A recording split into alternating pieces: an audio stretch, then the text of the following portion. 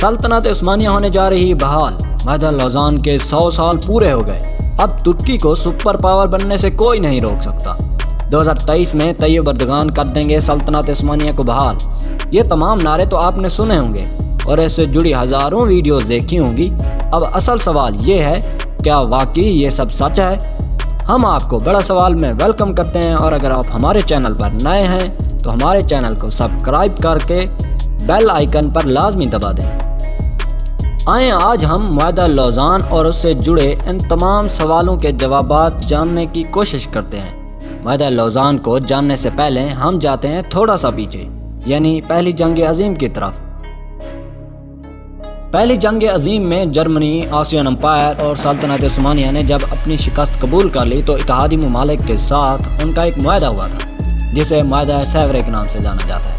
اس معاہدے کے بعد سلطنت عثمانیہ کے مختلف علاقے اتحادی ممالک نے اپنے حصے میں بانٹ لیے۔ لبنان اور شام پر فرانس کا قبضہ تھا تو عراق اور فلسطین پر برطانیہ کا۔ 10 اگست 1920 کو معاہدہ سیورے ہوا تھا، جس کے بعد سلطنت عثمانیہ نے عراق، شام پر اتحادیوں کا قبضہ اور دوسری عرب ریاستوں کی آزادی کو تسلیم کر لیا تھا، جیسے کہ سعودی عرب وغیرہ۔ اس معاہدے میں سلطنت عثمانیہ نے اپنی فوج کو محض 50,000 سپاہی اور سالانہ خراج ادا کرنے جیسی شرائط کو بھی مان لیا تھا۔ اس معاہدے کے بعد یونان، جو کہ فرانس اور برطانیہ کا اتحادی تھا اور کچھ سال پہلے تک سلطنت عثمانیہ کے زیر اثر رہا تھا، اب وہ ترکی پر شیر ہو گیا اور اس نے باقاعدہ طور پر اناطولیہ اور دوسرے علاقوں کو فتح کرنا شروع کر دیا۔ اس موقع پر ایک عثمانی جرنیل مصطفی کمال اتا ترک سامنے آیا اور اس نے ترکش نیشنلٹی کا نعرہ بلند کیا، جس پر ترکی کے لوگوں نے لبیک کہا اور دیکھتے ہی دیکھتے یونانی فوج کو ترکی سے مار بھگایا۔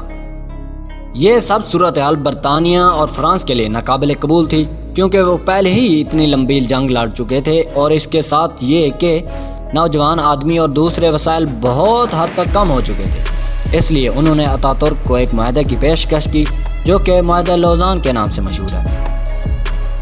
24 جولائی 1923 کو سوئٹزرلینڈ کے شہر لوزان میں یہ معاہدہ ہوا، اسی وجہ سے اسے معاہدہ لوزان کہتے ہیں۔ اس میں اتحادیوں نے موجودہ ترکی کو انٹرنیشنل طور پر مان لیا اور بدلے میں ترکی بھی اتحادی ممالک کے قبضے والے ممالک سے دستبردار ہو گیا، مطلب عراق، شام وغیرہ، یا پھر وہ پرانی سلطنت عثمانیہ اور اس کے علاقے۔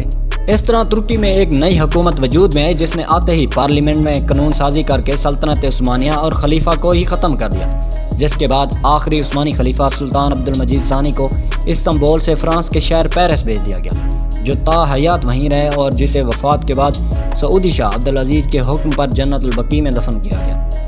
اس سال جولائی اگست میں جدید ترکی 100 سال کا ہو جائے گا، یا پھر یوں سمجھ لیں کہ معاہدہ لوزان 100 سال کا ہو جائے گا اور اس سے زیادہ کچھ نہیں ہوگا، کیونکہ جب یہ معاہدہ ہوا تھا اس پر یہ کہیں درج نہیں تھا کہ یہ کتنے سال کے لیے ہے۔ ہم جانتے ہیں کہ معاہدے ہمیشہ کمزور ممالک کی طرف سے ہی قائم رکھے جاتے ہیں، جبکہ طاقتور ملک جب چاہیں معاہدے توڑ دیتے ہیں۔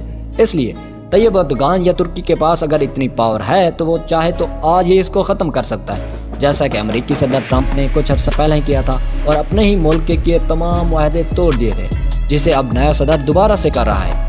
اور اگر ترکی چاہے تو اب نئے باسفورس کو بند کر سکتا ہے، مگر چونکہ ترکی وہاں سے سالانہ اربوں ڈالر کا منافع کماتا ہے، اس لیے ترکی صرف اتنا کر سکتا ہے کہ اب نئے باسفورس سے گزرنے والے بحری جہازوں سے لیے جانے والے ٹیکس کو بڑھا سکتا ہے۔ اور کچھ لوگ یہ بھی سمجھتے ہیں کہ ترکی پر گیس اور تیل نکالنے پر اسی معاہدہ کی وجہ سے پابندی ہے، تو وہ تاریخ کو درست کر لیں کہ ترکی گیس اور تیل کی ڈرلنگ تو بہت پہلے ہی کئی سالوں سے کر رہا ہے۔ کچھ لوگ یہ بھی سمجھتے ہیں کہ ترکی یا پھر طیب اردگان اگر طاقت کو استعمال نہ کرنا چاہیں تو پھر وہ سفارتکاری کے ذریعے ان تمام علاقوں کو دوبارہ ایک ہی پلیٹ فارم پر جمع کر سکتے ہیں جو پہلے کبھی سلطنت عثمانیہ کا حصہ ہوا کرتے تھے۔ تو اس کا جواب ہے کہ ایسا نہیں ہو سکتا، کیونکہ عرب ممالک نے تو کبھی ترکی کی سپرمیسی کو مانا ہی نہیں۔ اب چلتے ہیں ان سوالوں کی طرف جو آپ لوگوں کے ذہن میں ہیں۔ اب کیا ہوگا کہ سلطنت عثمانیہ بحال ہوگی یا نہیں؟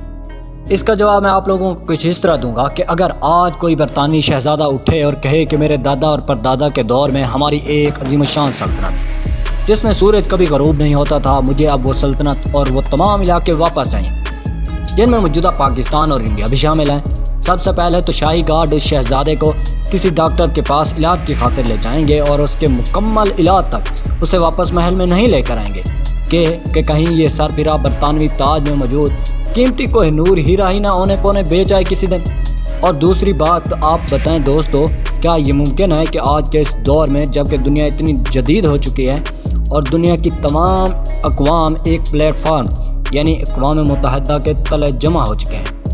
اس لیے دوستو یہ محض کسی شہزادے کا خواب ہی ہو سکتا ہے اور اس سے زیادہ کچھ نہیں۔ ہمیں کمنٹس میں اپنی رائے سے ضرور آگاہ کیجیے کیونکہ ہم آپ کے کمنٹس پڑھتے ہیں۔